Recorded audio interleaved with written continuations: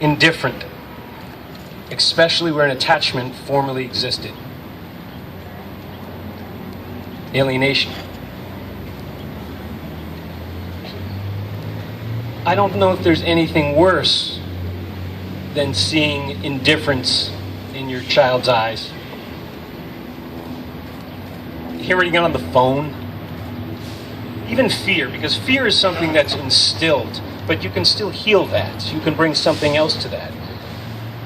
But indifference makes you feel like you haven't even lived your life. And I know how much so many of you have gone through with this. You're no longer dada or mama.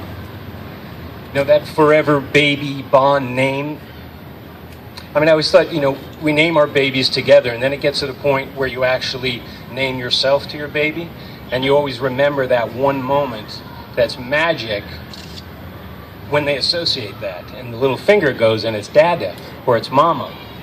And I can say, as wonderful as that moment was and is, I think the pain was more devastating the first time I picked up Gus and he called me Jason. Parental alienation. The confusion, little crinkled forehead, peeking through the door when you drop them off, and all your pictures have been taken down. When he asks you to come inside, you can't. This is nothing I need to tell any of you because you've all gone through it. The one thing I can tell you is that you are no longer alone. You are not going to be alienated anymore with your own syndrome. There are people here. You have a voice now. Yes.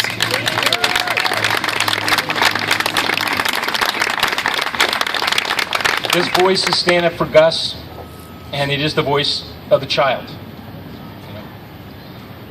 And so last time I saw Gus, he said, "I'm missing you." I said, "I'll see you tomorrow."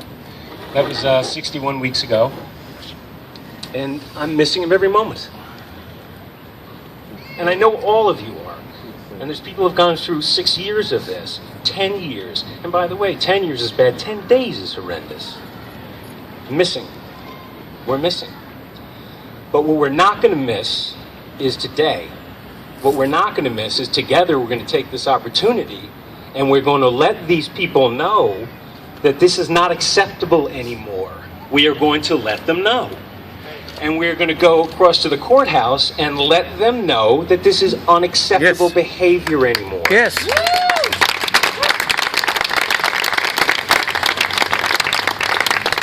You're going to go to the schools and play groups. This is not behavior that anyone is going to watch anymore.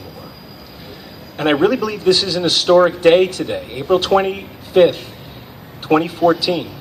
Mark it down because you were here. And I'm telling you, this is the beginning. There is a wave of change coming. Now, I'll be back here next year too. And hopefully I'll have Gus on my shoulder because I'm never going to stop this. Yes.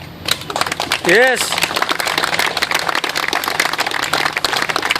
But we are going to be the voice of the child. And the thing to remember, being that voice, no matter how angry you get, how unbelievably depressed, murderous, because I felt it all. If you're the voice of the child, imagine those words in his little mouth or her little mouth.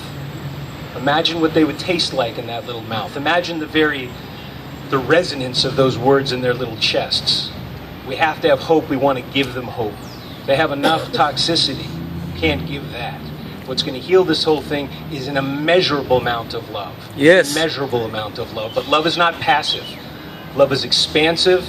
Love is vigilant. And that's the kind of love that we need for our children in this situation and anyone else out there. That's what I can tell you. And a few years from now, 10 years, whatever, you're going to remember you were here this day. And you're going to tell your kids I was there that day. I was there that day, that Parental Awareness Alienation Day. And if they say, you were mama, you were dada, why? You just look at them and say, because that's how much I love you. Thank you very much. Thank you.